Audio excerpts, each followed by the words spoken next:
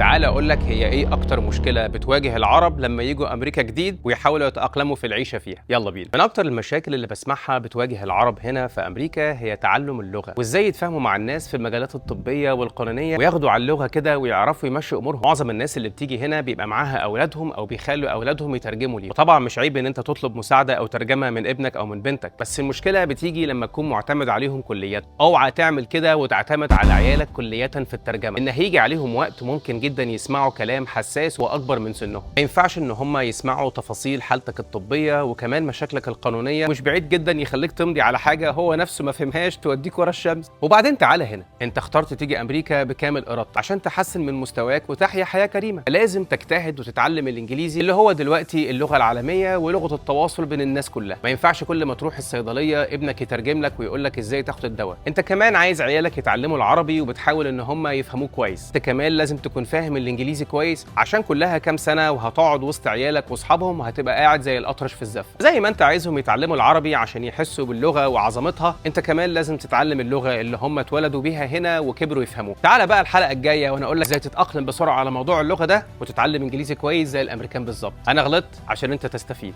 سلام.